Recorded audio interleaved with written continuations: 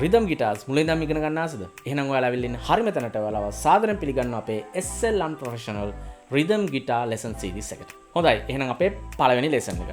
අද lesson එකෙන් අපි ඔයාලට අරගෙන ඉන්නේ ඔයා rhythm guitar එකට enter වෙනවා නම් නැත්නම් rhythm play කරන්න enter වෙනවා නම් ඔයා මොනවද දැනගෙන ඉන්න ඕන? ඔයාට මොනවද තියෙන්න ඕන? මෙන්න මේ කාරණා ගැන. ඉතින් මේක එච්චර සංකීර්ණ lesson එකක් නොවන නිසා අපි කෙලින්ම කාරණාවට බහිමු. මුලින්ම කියන්න ඕන rhythm guitar එක කියන්නේ මෙන්න මේකට නෙවෙයි.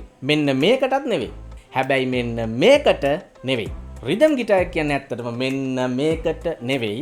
rhythm guitar එක කියලා එකක් නැහැ අතර. මෙහෙම අපිට විශේෂණය කරන්න බෑ. මොකද මේක play කරන style එකක්. නැත්තම් playing style එකක්. ඔයාට ඕනම guitar එකකින් acoustic එකක් වෙන්න පුළුවන්, electro acoustic එකක් වෙන්න පුළුවන්, nylon string classical එකක් වෙන්න පුළුවන්, නැත්තම් steel string electric guitar එකක් වෙන්න පුළුවන්. මේ ඕනම guitar එකකින් ඔයාලට rhythm play කරන්න පුළුවන්. එහෙම නැත්තම් rhythm play කෙනෙක්ට rhythm guitar කියලා එකක් නැහැ. ඒක playing ස්ටයිල් එකක්. එතකොට මොකද්ද මේ rhythm කියලා හැමෝම කියන්නේ? සාමාන්‍ය rhythm කියන ඉංග්‍රීසි වචන ගත්තොත් ඕකට සිංහලෙන් එන්නේ තාලය කියන අදහසනේ. මොකද්ද ඉතින් මේ තාලය? මොකද්ද rhythm? සාමාන්‍යයෙන් සිං කරද්දි හරි නැත්නම් සෝලෝ ආටිස්ට් කෙනෙක් ගිටාර් එකකින් මෙලඩියක් ප්ලේ කරද්දි හරි ඒ ආටිස්ට්ගේ මෙලඩි එක ලස්සන කරන එක තමයි මෙන්න මේ rhythm play එකේ නැත්නම් rhythm ගිටාරිස්ට්ගේ වගකීම වෙන්නේ. මොකක්ද එතකොට? rhythm කියන්නේ මොකද්ද?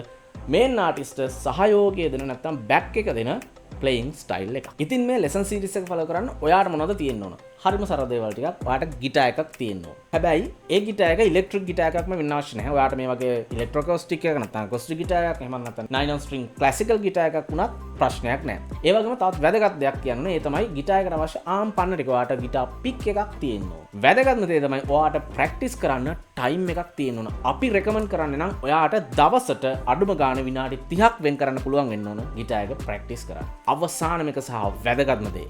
ඒ තමයි ඔයාට ගිටාර් උණ පොඩ්ඩක් හැදිලා තියෙනවා. මේ උණ නැත්තම් මේ වැඩේ එච්චර හරියන්නේ නැහැ. ටික දවසක් ඇද්දි එපා වෙලා යනවා. ඔයාට තාමත් ගිටාර් උණ වැළඳිලා නැත්තම් අපි රෙකමන්ඩ් කරනවා අපේ channel එකේ වීඩියෝ ටික බලන්න ඔයාට අනිවාර්යෙන් ගිටාර් උණ හැදෙන්න පටන් ගන්නවා. හොඳයි. එහෙනම් ඊළඟ දවස් අපි ගිටාර් එක ටියුන් කරන විදියෙන් හම්බෙමු.